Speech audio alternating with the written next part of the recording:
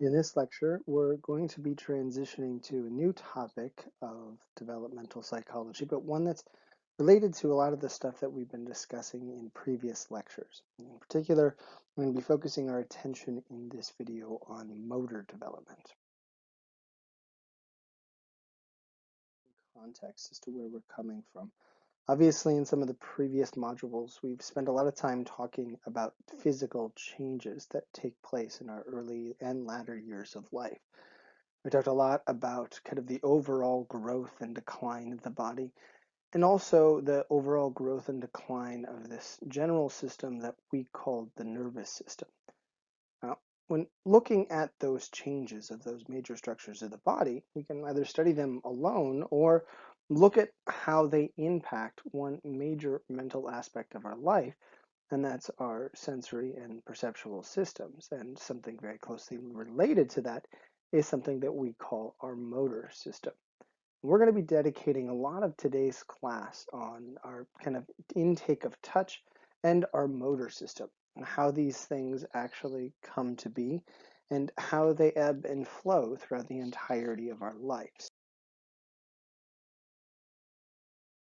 To understand the motor system and a sensory system as well, it's probably first important to discuss why it's so unbelievably critical for us to develop this. Obviously, that one key element that allows the motor system to kind of retain its importance for all species is that it tends to allow a species to be able to detect and to avoid any dangerous situation. It can help us, say, stay out of the heat or not touch very sharp things or not use a limb that's injured. This is definitely a key element to our sensory system of touch and our motor system, but well, actually for all of our sensory systems for that matter, but it's definitely not the only thing that these systems are important for. It also gives us just general information about the world around us in a whole bunch of different mediums. It allows us to be more effective in our interactions with those things in our environment. And ultimately, it tends to help us derive some type of enjoyment, some type of pleasure with the interactions that we engage in when we're able to successfully not only understand what's going on in our environment, but engage with it in a way that we would like. And this means that even though it might really be kind of a byproduct of some of the physical changes and neurological changes that we've discussed, spending a amount of time talking about it and really focusing on how things unfold is definitely worth it in a class like this. And how these systems come about, we actually have to go back to something we discussed in our last module, in particular, the nervous system. Now, as we talked about in the previous lecture, our nervous system structurally is pretty much intact at birth. We have the two major systems that we call the central nervous system and the peripheral nervous system already up and sort of running and ready to build as well. Now, there's still some growth to go for both the central and the peripheral nervous system, but one of the things that's there and present at birth in the peripheral nervous system is this system called the autonomic nervous system, a really essential connection of nerves traveling to and from the brain that allow us to do things that are kind of done, as the name implies, automatically. It allows us to breathe, it allows us to have our heartbeat, it allows all of these different reflexory responses that we'll look at a little bit later that help allow us to kind of avoid those dangers that we were talking about previously.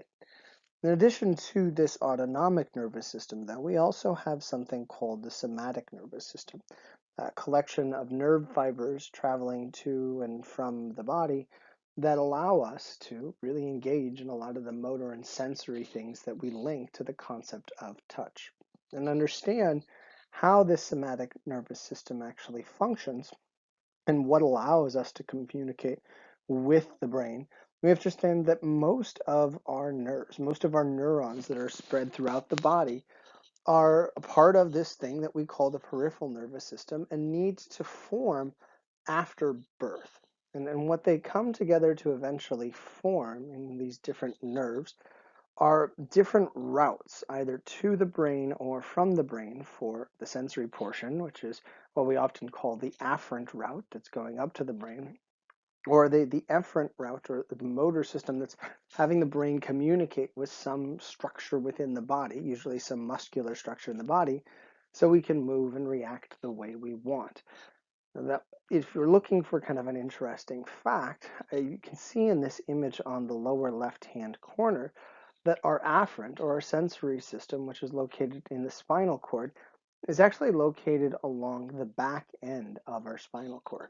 So as you have those neuronal migration travelings of neurons throughout our entire body, coming together through the process of synaptogenesis that we talked about in the last lecture, they eventually form this afferent route that allows all the different cells that are ready to pick up on information to actually send an effective message to the brain. And once we're able to kind of figure out how to respond to those things, kind of a chicken and an egg situation there, we start to develop our efferent routes, our motor routes, where our brain can send messages, in this case, down the front of the spinal cord, what we sometimes call the caudal portion of the spinal cord.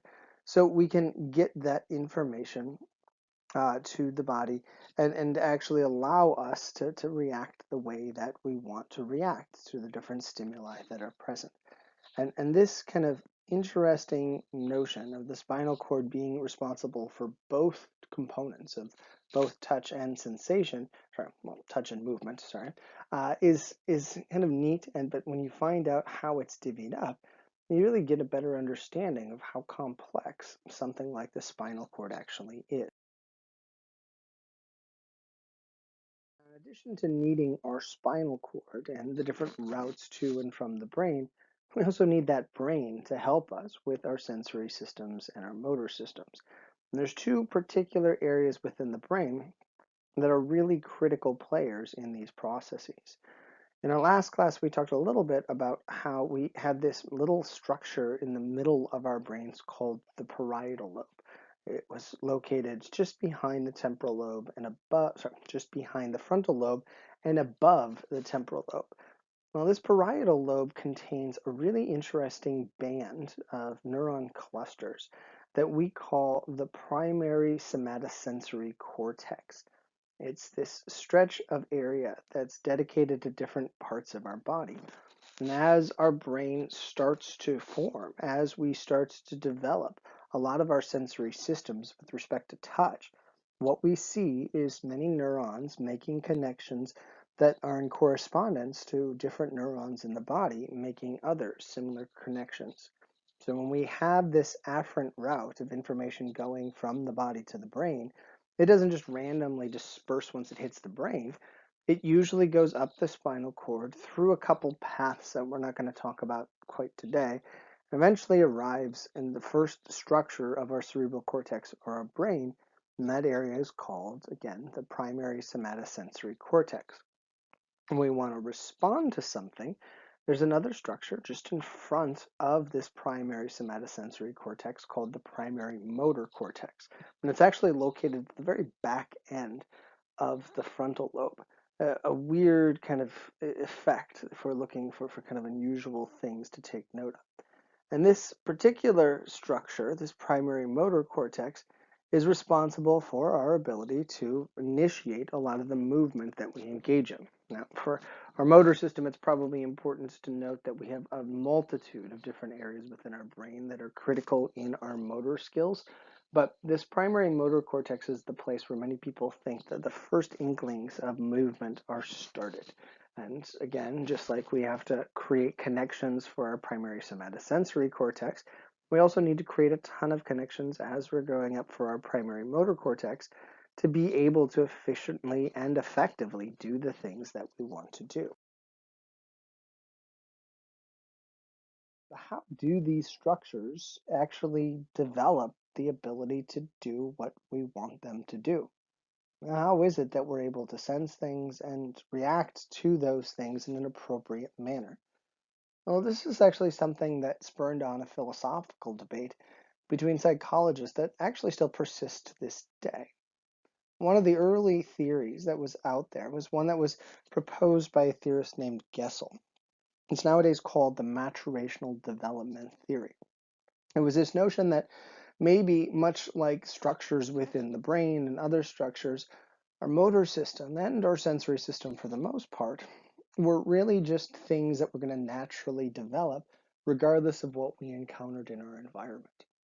In essence, Gessel said, you'll learn to walk at pretty much a set age, regardless of how much you're engaging in your environment, regardless of how much you want to learn to walk. You'll run at a specific age based on your genetics and your biology, and really your expectations, your desires doesn't play much of a role in this. And even though this theory seems a little kind of stunted, most people just embraced it and accepted it for a long period of time. That essentially our motor system and parts of our sensory system were just these naturally unfolding things that we didn't have much control over. Eventually, this idea was challenged by a new theory called the dynamic systems theory that suggested that actually the development of a lot of our perceptual and motor systems are a byproduct of sort of desire, the kind of recognition of what's in the environment and the motivation to then find ways to engage in those things that we want to engage with. It's essentially the byproduct of what they call perception and action. Perception being the ability to recognize what's in the environment, and action being the ability to find a way to actually engage in those things in the environment. Now, it's tough to really determine which particular theory is 100% true. It might be actually kind of a combination of the theories if we're looking for how our motor systems and our sensory systems, for the most part, develop. But nonetheless, it's probably interesting in a class like this to identify an interesting debate about how all of these systems and structures that we've talked about thus far come to do the things that they eventually come to do. It is important to note when looking at this debate that there are certain things that do seem to definitively be inherent within us. In particular, what many researchers highlight or cite when looking at some of the natural things that are a part of our nervous system are these responses that we have to stimuli, these automatic ones that we call reflexes. And we technically have a number of reflexes throughout our life, some of which we'll talk about a little bit later. But when we're born, we're actually born with a plethora of different reflexes, nerve connections that allow, when certain nerves are stimulated, for our body to create an automatic reaction to those activations of the original nerves. We sometimes call this the reflex arc, where we have specific cells in specific areas stimulated, which sends a message directly to the brain, and there's a firing back to the body without much thought involved that creates this automatic response. Some of the classic reflexes that are cited when looking at newborns, these reflexes called the rooting reflex, the sucking reflex, and the moral reflex. The rooting and sucking reflexes are really two reflexes that are very closely paired to each other. The rooting reflex is one where if you actually stimulate skin follicles on the mouth of a child, either next to it or on the cheek, somewhere in that area, the neck muscles of that child are actually activated, regardless of whether or not there's any intent behind it. And the head is immediately drawn to those things that are causing the stimulation of the cheek or the mouth or something along that lines. And what this allows the infant to do is find a way to get their mouth onto whatever it was that could have caused the stimulation of the skin in the first place. And this tends to lead to then the next reflex that's initiated called the sucking reflex, where when certain areas of the mouth are activated, typically the lips and portions of the tongue, a sucking motion is immediately initiated by the newborn infant. Again, this is not something that's done intentionally. There's no thought process, we think, going on when this happens. It's merely a byproduct of kind of pre-programmed nerve connections, nerve reflex arcs that allow newborns to do these things at the moment they're born. Another one that's often cited that I mentioned earlier is something called the Moro reflex, which we think is kind of a survival thing, where when we're startled or when something happens that kind of causes this feeling of falling, an infant will reach their arms out, arch their back, and kind of almost latch on to anything that's around. And the thought is that this motion, this kind of reaction, could potentially help a child prevent themselves from falling or maybe getting injured in ways that they could have if they weren't kind of in that rigid state. Now, what really was behind the Moro reflex is a little bit more challenging. It does have some inherent value, but why it's something that is so inherent at birth is a little bit of a mystery to researchers. The rooting reflex, though, and the sucking reflex are ones that we strongly embrace. There's also some other odd ones that are present at birth that have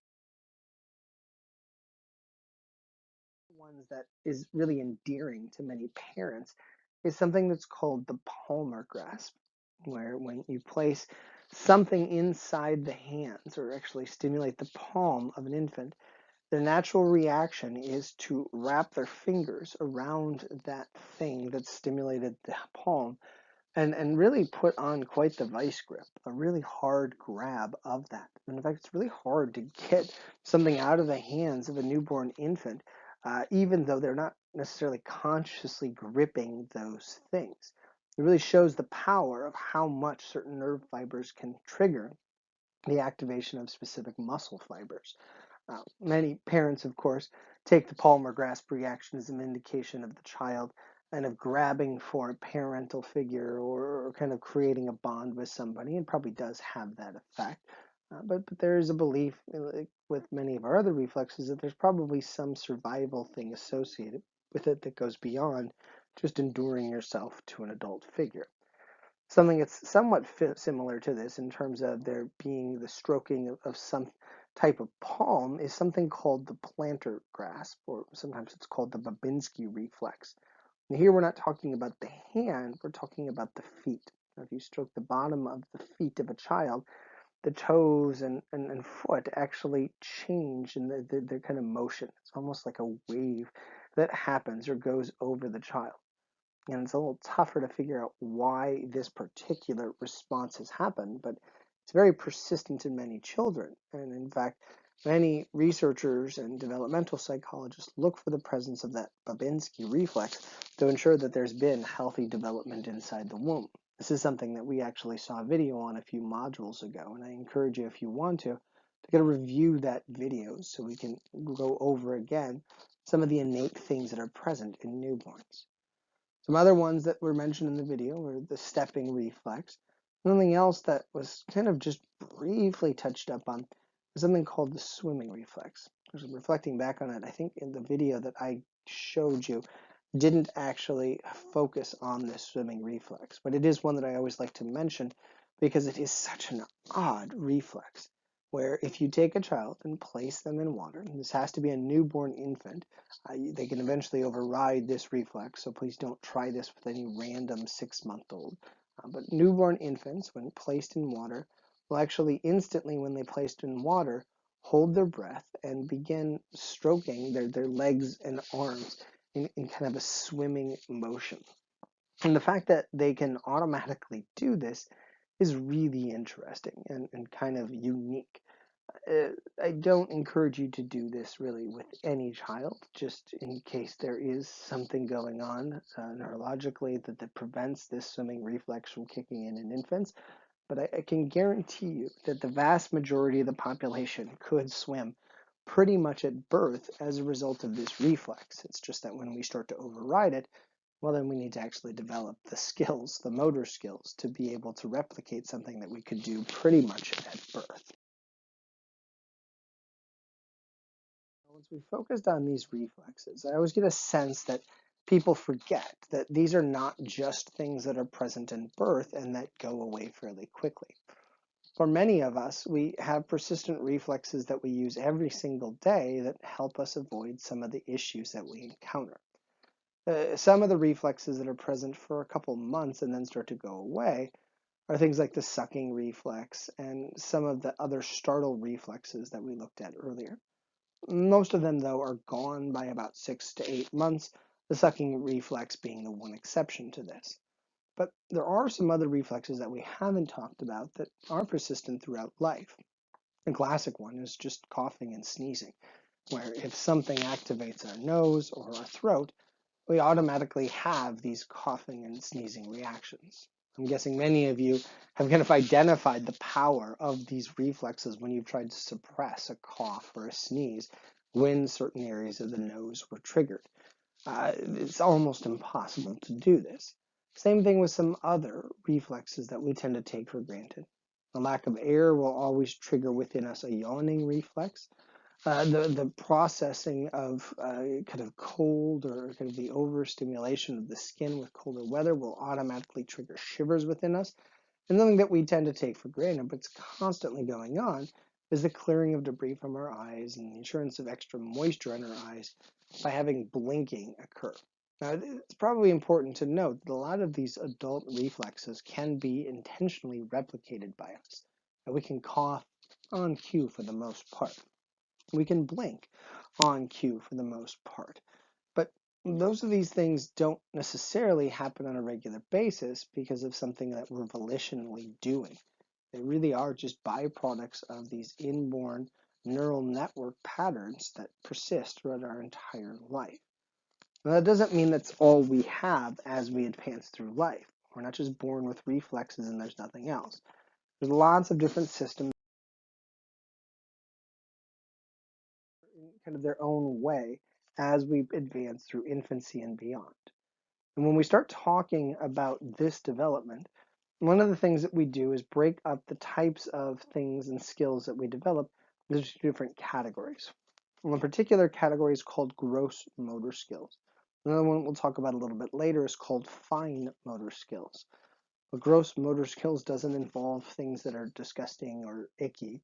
When we're talking about gross motor skills, we're talking about motor skills that are developed through the development of large muscles and muscular connections and systems throughout our body. And they can focus their attention on a number of different things. We're talking about early gross motor skill development for infants.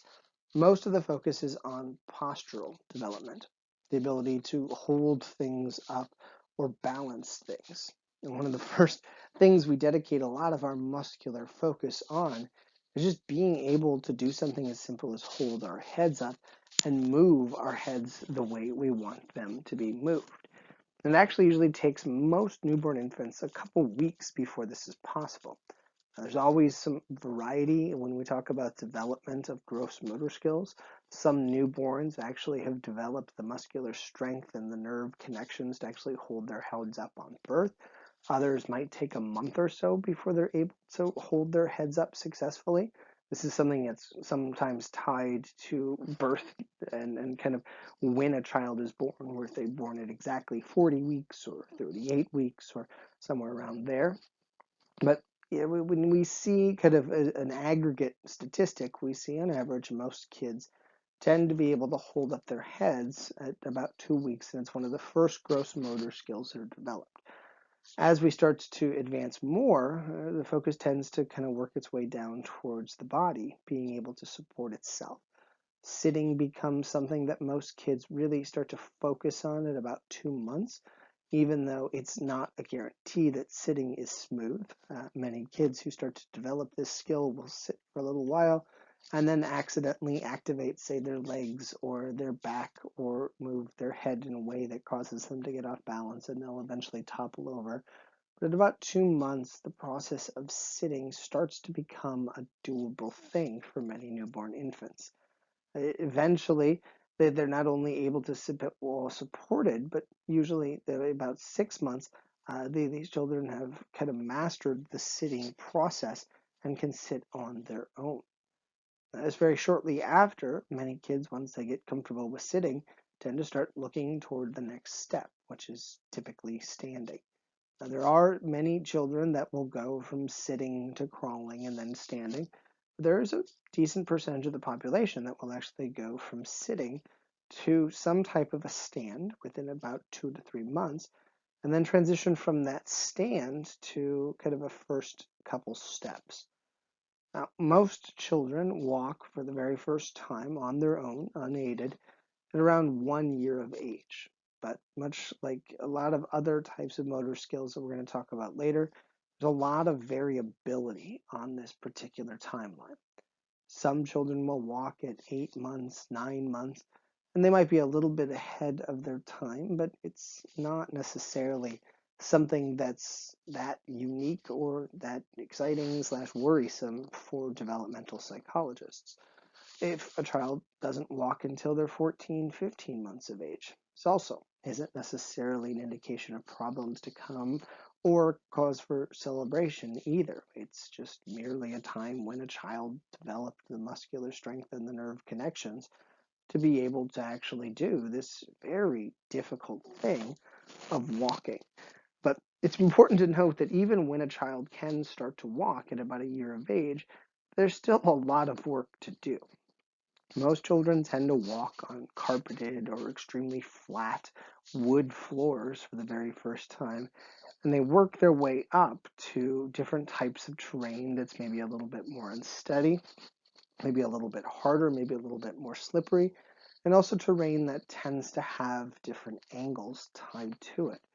So even though most kids do take their first step at around 1 year of age, even 2-year-olds are struggling sometimes to walk successfully when they have, say, a steep hill or a slippery road that they're trying to navigate on. Exposure to things does impact how well many infants develop some of their walking skills, but by the time we're 2, most of us have really mastered the walking thing and been able to kind of navigate in a multitude of terrains. And eventually, then they can turn their attention to more complex gross motor skills that need. In particular, when a child gets to about 1 year to 2 years of age, in addition to kind of focusing attention on that walking process, there is focus on kind of moving in ways that's more complex. Being able to climb stairs and go downstairs is a major focus for many children in their first 1 year to 1.5 years of life. Then being able to do things like walking backwards and, say, kicking or throwing something, which can actually throw off your center of gravity, is a great focus for many kids.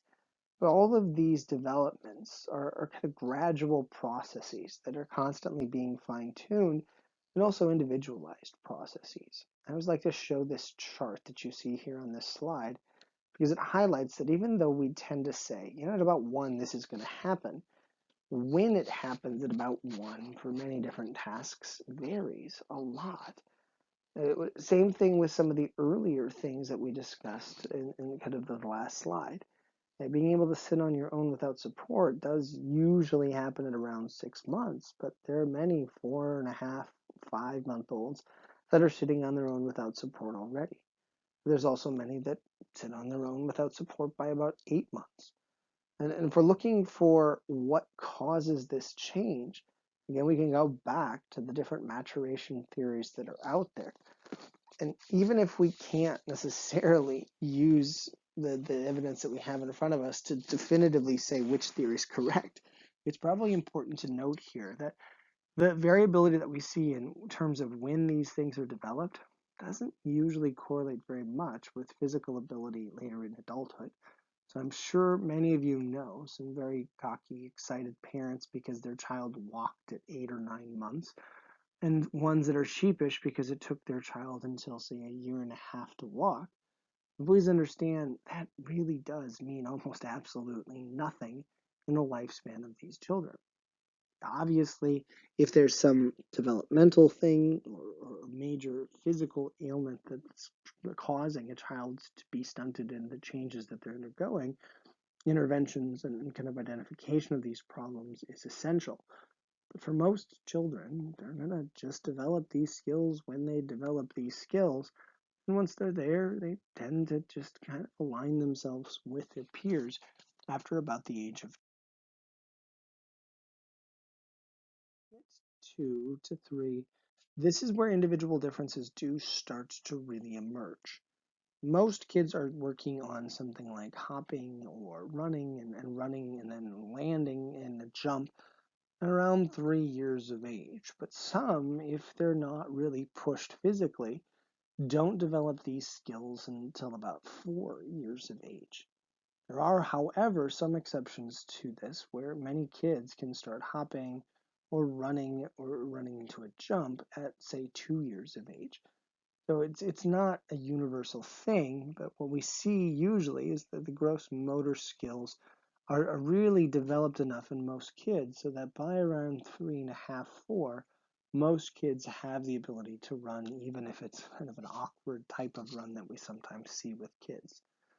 By about 5, most of us do usually have the ability to not just walk downstairs, but walk downstairs without assistance. That means no holding on to railings, no needing somebody to kind of catch us if something does go wrong. And this also coincides with much more coordinated movements that kids start to be able to do.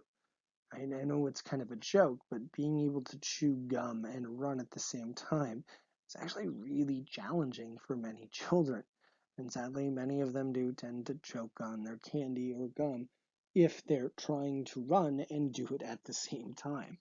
But as we get to around 4.5, 5, the brain does develop the ability to sort of multitask, to allocate resources to multiple areas of our primary motor cortex so we can do multiple things at the same time, physically do multiple things at the same time, and also coordinate them together so we can do more elaborate things. And this allows children for the very first time to do things smoothly, like shoot a basketball or swing a baseball bat or kick a soccer ball in a fashion that's more elegant, we might say. And after about 5, what we tend to see is that experience and training really dictates how much more advanced we get with that coordination. It's not that at 5, then kids start to differentiate. You can see very easy differences from kid to kid at around 2 to 3 years of age.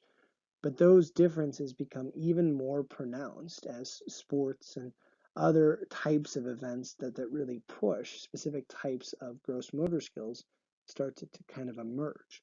And in fact, many kids start to pursue specific sports based on some of the gross motor skills that they themselves identify as kind of developing better within them. And this is something that tends to be persistent throughout life at this point. Usually, if you start to really focus on specific movements, you start to really develop better gross motor skills in those areas that relate to those movements. If you don't do something, you don't engage in specific acts, well, those gross motor skills might be underdeveloped or just as not as developed as other individuals. And this really highlights a need to start pushing kids to not necessarily get themselves in danger, but to work on their coordination and work on their movement. Not because we're aiming to have all of our children be professional athletes, but because that coordination and that ability to move can be helpful in engaging in the environment and possibly avoiding certain random disasters that befall us on a day-to-day basis. When we get past childhood and we've started to develop specific skills, it's really important to note here that for around 20 to 30 years, most of the changes that we see in our motor system are really linked to refinement and activity-specific growth and decline. Essentially, the more we do something, the better we get at it and the faster we are at it, all the way up until our mid-30s. Usually at around 35, 30-ish, maybe, depending upon the activity that we're talking about, we finally start to see kind of a leveling off and a slow, gradual decline in some of our gross motor skills. And usually the first thing that we see is a slight decrease in the speed, the twitch speed of some of these gross motor skills. That's also paired with some of the coordination challenges that we kind of took for granted once we got into our adolescence, but they kind of come back to get us, where maybe we're not in our 50s incapable of walking and chewing gum again, but honestly, walking and chewing gum, if you're not doing it on a regular basis, can start to become a little more challenging for 50-year-olds. But like many of the things that we've talked about, what we tend to see is that this decline, this gradual loss of these gross motor skills, tends to be very activity specific. If you're playing soccer every single day or basketball every single day, those skills will persist with you long into your 40s, 50s, and beyond. You might not be quite as strong. You might not be quite as fast as you were when you were, say, 25, 30, but some of those kind of coordinated movements that you've developed tend to persist unless you really stop doing those activities for an extended period of time. And this brings us to another closely related type of motor development, the motor development of something that we call our fine motor skills. Think of gross motor skills as kind of the big, robust movements that we do, and fine motor skills being all about the tiny, twitchy, small movements that we do. This can be something as simple as moving our fingers in a way that allows us to knit or play piano or do something on our phone. And it can kind of evolve into other things, like our ability to quickly move our mouth or quickly react to things in the environment. And what we see with these fine motor skills that are very kind of instantaneous reactions to things is much like with our gross motor skills, we tend to see an ascent, a growth in the development of these fine motor skills all the way until mid-adulthood. That means usually from the moment we're born, we tend to have really crummy fine motor skills, the inability to really control everything. But as we work on things into our mid-30s, the specific things that we're focusing on tend to result in greater ability to do those fine tasks that we're aiming to do. And if we're looking for why this is the case, some of our friends that we talked about in the last lecture really are the major players in the ascent of these fine motor skills. What we see is neuronal migration can actually cause specific neuron clusters to travel to areas of, say, the fingers or the hands or the feet if we're using those areas of our body in abundance. And not only do we see new cells migrating to those areas, but synaptogenesis happens a lot in those areas, and the myelination process actually happens more abundantly and persists longer in the areas where we're doing those tasks on a repetitive basis. And this experience can allow a lot of these fine motor skills to persist within us, not just until our 30s or 40s, but sometimes even our 50s and 60s. In fact, the only thing that we see really declining with our fine motor skills if we're persistently doing something is how quickly we can do some of these fine motor tasks. And a lot of this kind of descent doesn't relate to the death of a bunch of cells or the loss of myelination when we're talking about fine motor skills. And again, this can happen if we're not active, but if we are active and doing something, we still tend to slow down on these things a little bit because of something that we link to what's called neural noise, where neurons eventually, even though they're communicating effectively for the most part, start sometimes misfiring and recognizing things that aren't there, or maybe just sending random messages to other cells. And this kind of noise in the data, this kind of disruption, causes us to kind of be a little bit more hesitant in our motor system and our sensory system. And it slows down some of those fine twitch movements that we aim to do in a lot of the different activities that are out there. This decline, again, can be very gradual if we're extremely active in something. But if we're not doing something on a regular basis, this descent into our late 30s and 40s and beyond can be very noticeable. And this really, again, highlights that need for that use it or lose it principle that we've been referencing a number of times throughout these last few lectures. And this end of the kind of fine motor topic is where we're going to end this particular discussion.